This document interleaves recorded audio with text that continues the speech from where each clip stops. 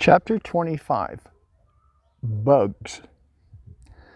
That day, I had decided to join in Anastasia's morning routine. Everything went fine at first. I stood under the tree and touched various little shoots.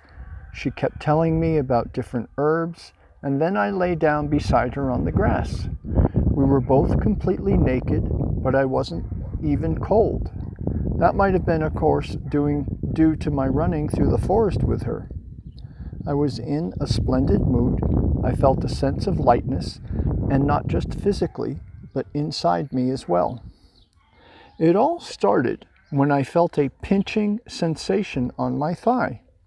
I raised my head and saw a small army of bugs crawling along my thigh and lower leg, including ants and some sort of beetle. I lifted my arm to swat them, but to no avail.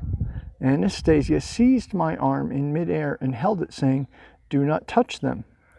Then she got up on her knees in front of me, bent over, and pinned my other hand to the ground. I lay there as if crucified. I tried to free my arms, but couldn't. I felt that was an impossibility. Then I tried to jerk myself free with great effort. She kept restraining me with very little effort, her smile never fading from her face.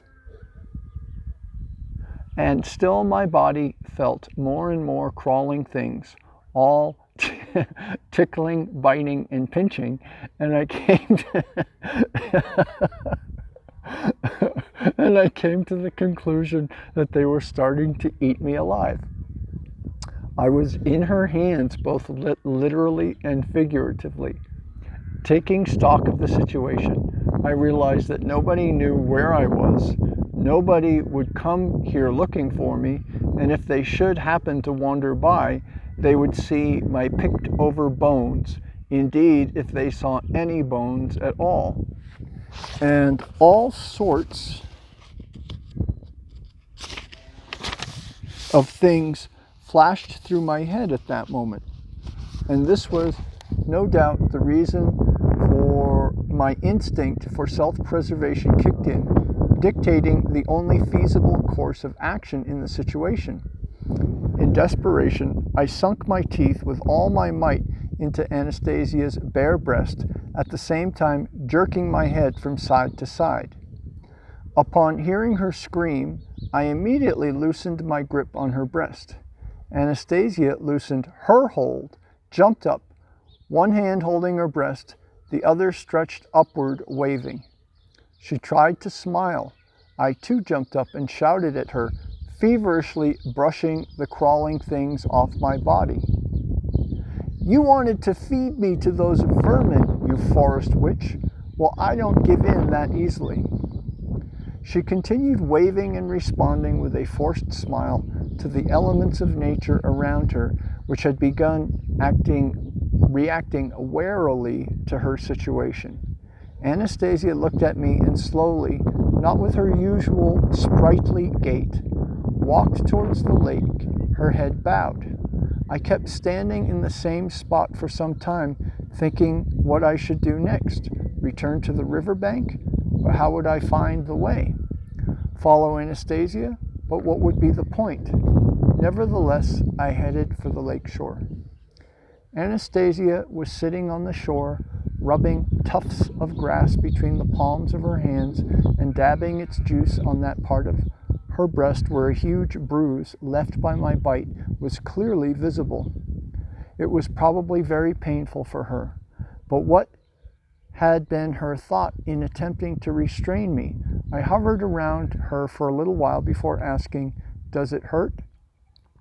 Without turning her head, she replied, "It hurts more inside." And she silently continued rubbing in the juice from the tufts of grass. "Why were you thinking to play tricks on me?" Quote, "I was trying to be helpful. The pores of your skin are all plugged up. They cannot breathe. The little bugs would have cleaned them out. It is not that painful. In fact, it is rather pleasant. And the snake I saw, wasn't it touching my leg with its stinger?